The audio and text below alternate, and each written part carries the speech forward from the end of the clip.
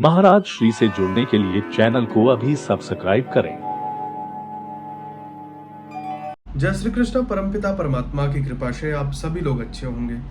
जिन्हें हमने हार समझ बैठा, गला अपना सजाने को, हाय वह नाग बन बैठे हम ही को काट खाने को। हिंदुओं ने सबको अपना हार बना रखा है। जो आया उसको गले में डाल लिया, जो आया उसको गले में डाल लिया।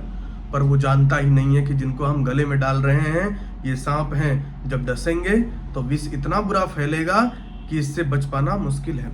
आज उसी तरीके का विष इस भारतवर्ष में फैल चुका है और भारतवर्ष का दुर्भाग्य ये रहा है कि गद्दार कभी भी बाहर से नहीं आए।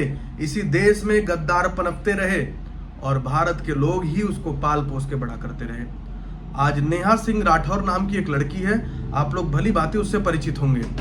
उसने इस देश के खिलाफ बहुत सारे शब्दों का प्रयोग किया, जिसको आज Pakistani media, Pakistani Twitter handle से वो लोग डाल करके हमारे देश को नीचा दिखाने का कार्य कर रहे हैं। ऐसे गद्दारों को हम पालित पोषित करके अपने देश में रख रहे हैं। इसके खिलाफ एफआईआर दर्ज हो गई है, परंतु केवल एफआईआर से काम नहीं चलेगा। जो भी आसपास हिंदू सनातनी रह रहा है उन सबको ऐसे गद्दार हिंदुओं के खिलाफ कठोर से कठोर कार्यवाही करने का कार्य करना चाहिए। ऐसे लोगों को अपने आसपास से दूर भगाना चाहिए। क्यों? क्योंकि ये गद्दार लोग हैं और गद्दार चाहे यहाँ रहे चाहे वहां रहे, जहां भी रहेगा वो गद्दारी करने का ही कार्य करेगा। आज वो अपने देश के साथ छल कर रहा है, कल क्या आपके साथ छल करने का नहीं वो करेगा प्रयास? बिल्कुल प्रयास करेगा। इसलिए ऐसे गद्दारों को अपने आसपास से दूर भगाइए। ऐसे गद्दारों की आवश्यकता इस देश को नहीं है। ये इस देश के जयचंद हैं जो अपने लोगों को मरवाने का कार्य करते हैं।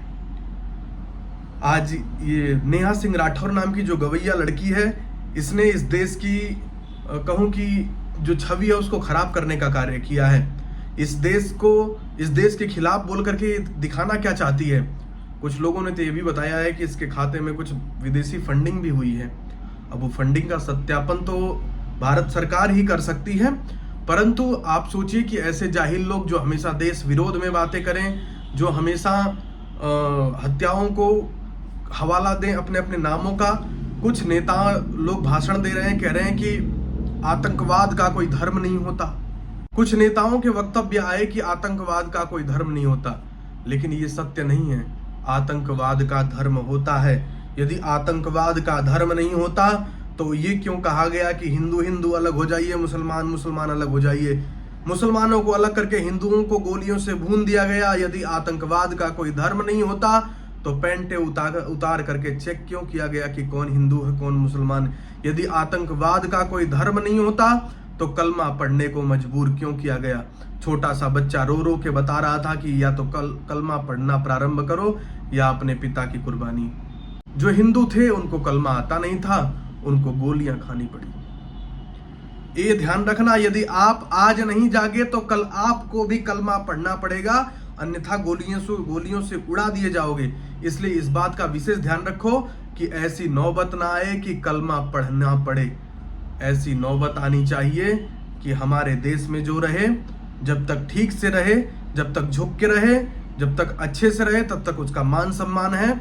उसके बाद यदि जब कोई ये कहे कि हम खून की नदियां बहाएंगे, पुलिस हटा लो, मार देंगे, जब कोई ऐसा वक्तव्य दे तो उसके लिए तुरंत अपने शस्त्रों को उठा करके तैयार हो जाना चाहिए। क्योंकि हमारा ये देश इतना पावन पुनीत रहा है कि यहाँ पे महात्माओं को भी युद्ध करना पड़ा।